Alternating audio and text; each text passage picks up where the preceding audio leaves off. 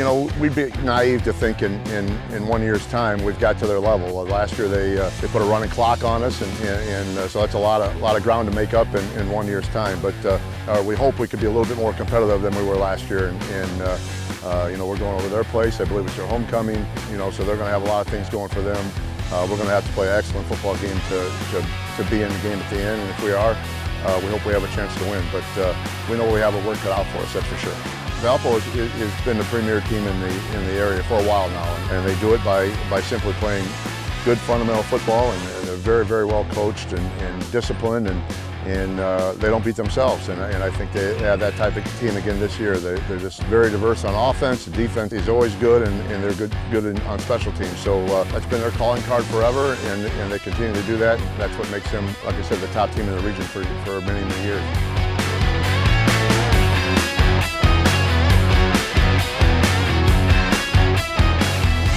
Well, you know, it's been a team game for us all year long, and I think every week we look, and it's been another guy here, another guy there stepping up for us, and we're going to have to continue to do what we've been doing, and that's just play bulldog football and that physical up front on both sides of the line of scrimmage, and just continue to execute. I mean, sort of been our recipe for success all year long, and we're going to have to do that again. We're going to have any success at all against Valpo.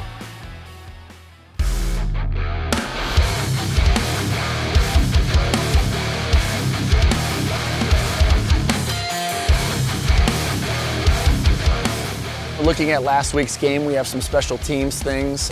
We had the ability to have 9 points last week, and we only capitalized on one of those 9 points in our kicking game. So we've put a huge emphasis on that this week.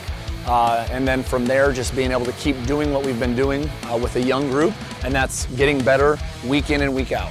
You know, the big thing for us is just to establish a line of scrimmage both offensively and defensively, and make sure that when we do utilize our special teams, that we can go ahead and put them behind the chains, you know, putting back in 90 yards to cover when we're kicking off, and also be able to go ahead and, you know, flip the field when we're punting it.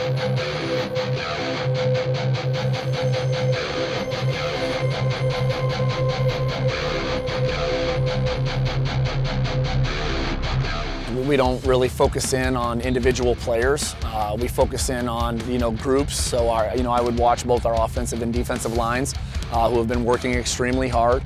If you were to focus in on one person, it's really going to be a tandem, and that would be with Thomas Berta and Jacob Clardy, being able to go ahead and see what they can do with the ball in their hands as well.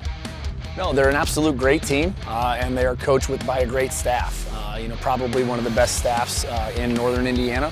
And their kids play hard for them. You know, the turnaround that they've been able to have just in 1 year has been remarkable. So hats off to them. You know, the big focus for us this week is just focus on us. You know, we thought that we did some things really well against Chesterton last week, but we also thought we did some things that we have to get corrected if we're going to compete against Crown Point.